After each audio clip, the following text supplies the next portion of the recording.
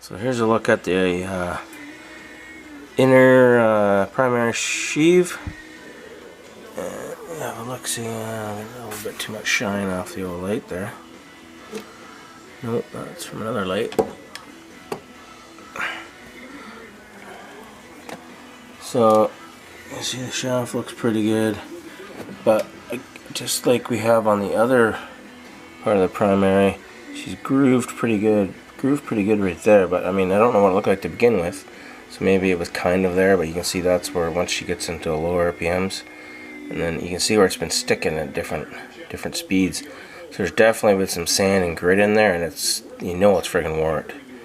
This one's way more worn than the other sheave.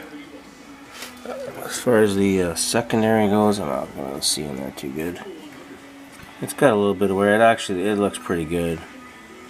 Not too worried about it. I'll just give it a good clean up, and it didn't really look like it got much in it. Like really, the bike was sort of leaning forward. That's why I got the water in it, and the right front tire just dropped in a hurry. So the intake is right up under here. This is the front of the bike there. The intake's right about there, and it's cupped forward. So if you're sitting level, the bike's level, you could probably, not that I'd recommend it,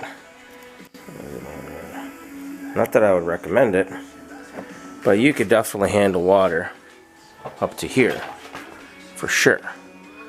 That'd be danger zone because you're almost coming close to where the top of your inbox is, but you could get some water up to there. But I mean, if it's over top of the tires a little bit, not so bad. But you could be in that depth of water and that front of the bike tips down.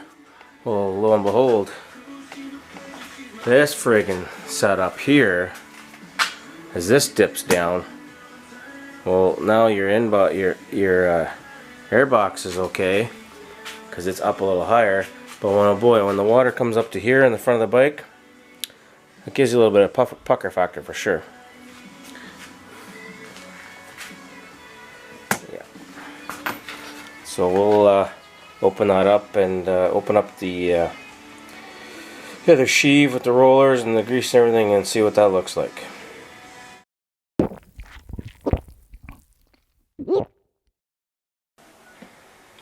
Okay, we're back at the clutch. I got it off the bike, and took me a bit of screw around to get the cover off, but I knew there was an easier way because I've done it before with the old one. I'm an idiot. You just put the friggin' sleeve back in and walk the sleeve back through nice and easy, and it pops the cover off, breaks the suction. You try to do it from the outside, yeah, it's not working. So this will just show you how important it is to service your Yamaha clutch with the grease. It works quite well, but you've got to, especially if you get it into some muck and goo, look at that. That is grease and stuff. That's not supposed to be, that's definitely not supposed to be good. That's definitely not good. Where'd you go? That, you don't want that in there. That's bad shit. So my clutch sheaves are kind of worn out. Look at that. Look at that. That is brutal. So she's just falling in, so you can feel the grit when I was moving the plate around. Yeah, and there's the ramps. Little rampy things. The technical term for them. And I know some of my weights had fallen out, so I don't know when they fell out. It must have been just when I was taking it apart, but I've never seen that before. So I've seen it just done a couple different ways. Some guys show you how you grease everything, but what I've seen when I've taken it to a Yamaha guy, or this is right from the factory, hasn't been touched. You see they just grease the outside here. This is where am I going here, boys? That right there is where one of the rollers sits. There's the pair, the other one beside it. There's the other one beside it here.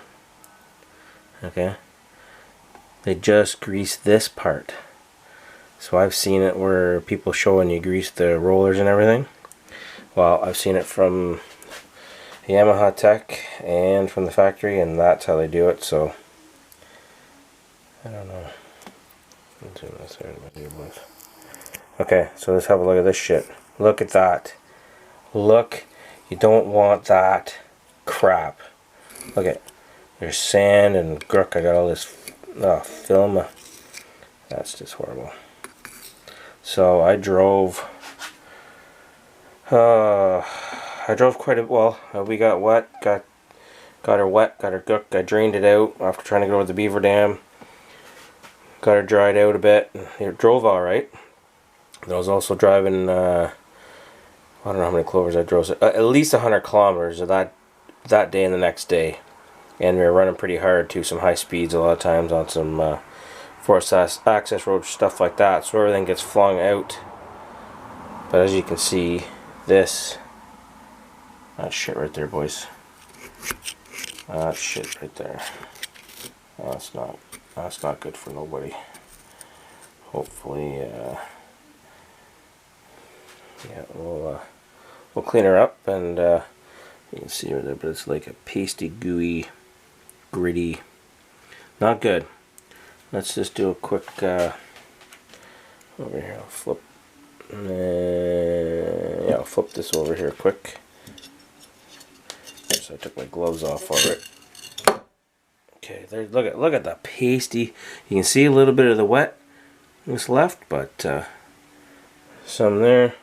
Some of this is belt dust too. I mean, I know that, but let's have a look. Look at that.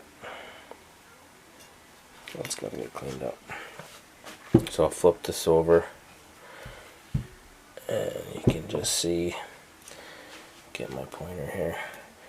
My finger. You can just see I've got some ridging here. That's at a lower RPM, obviously, when you start out. So I don't know if I got some sand in there, and you could really see. I knew I wasn't getting quite full speed. I cleaned most of the dirt off, and I haven't been getting all the way out to that.